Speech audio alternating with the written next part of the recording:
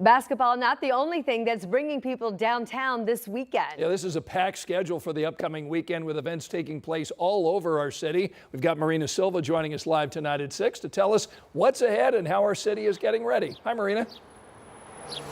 Hi, Scott and Anne Marie. Well, in about less than 24 hours, where I'm standing on Gamebridge, it's going to be a very different scenario. There's going to be a lot more people here excited for that Game 4. But that's just one event this weekend. There's tens of thousands of people that are expected here for not only Game 4, but then we've got a Fever game. We've got Pride Fest, the parade, and Italian Fest. So many things are happening downtown for everybody.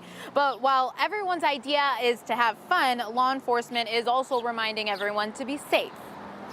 This is Indianapolis, and we do what we do well, right? We host events all the time, and that's what we do, and we'll continue that posture, right? We had enough officers out last night based on the amount of the people that came downtown, and we'll continue to be prepared for that going into Game 4 on Friday. And then with the Pride Festival, we expect peaceful, wonderful celebrations throughout the weekend. We always talk about how downtown is really more than sports. It is that intersection of entertainment, of arts and culture, of community, and of sports. And I think this weekend demonstrates that better than really anything else could.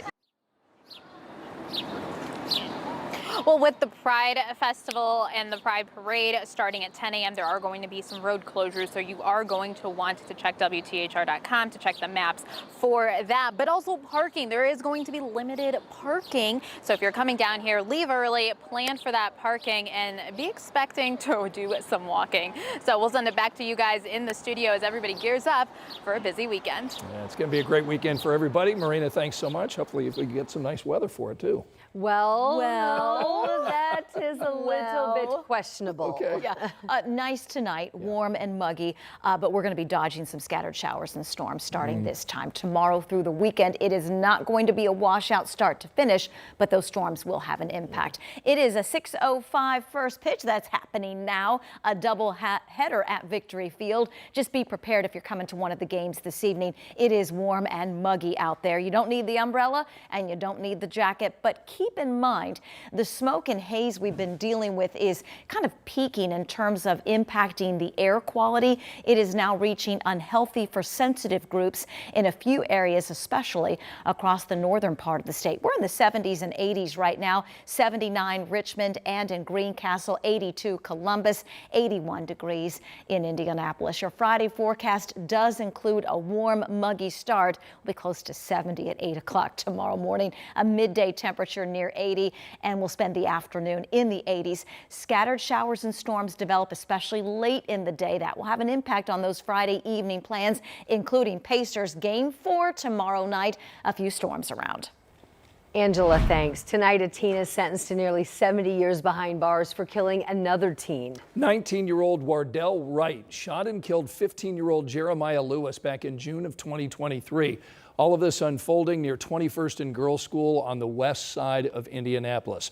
Wright is now sentenced to 68 years in prison for his role in the shooting. Police say he and two others tried to rob Lewis before shooting him and then killing him. Another teen pleaded guilty in that shooting and received a 30-year sentence. That was handed down just last month. Tonight at 6, an Indiana woman is charged with murder and child abuse after her 3-year-old daughter went missing in Maryland. Police now say the woman admitted to killing the young girl after reporting her missing. 31-year-old Darian Randall reported her 3-year-old daughter Nola Dinkins missing Tuesday. She told police that a man kidnapped the child at gunpoint. Investigators now say that's not true. Court documents reveal Randall confessed to beating the child to death, then having her boyfriend get rid of the body. Randall tonight is charged with first-degree murder and child abuse. Advocating for some of our state's most vulnerable Hoosiers. That's the purpose of hearing that's underway in the nation's capital today. The CEO of Indiana Foster Success addressed lawmakers on the biggest issues facing older foster kids. So during today's hearing, the group talked about the need for more SHAFE funds. Those are the grants given to states by the federal government to help older foster children transition into adulthood. Dr. Maggie Stevens talked about the importance of having that money available for those who may need it. when you turn 18, there's still a lot of life to figure out.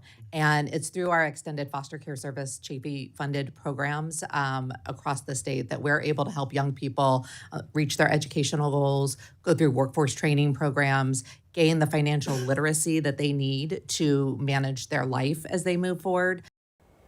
Foster Success Indiana serves more than 1,100 teens and young adults across the state of Indiana right now.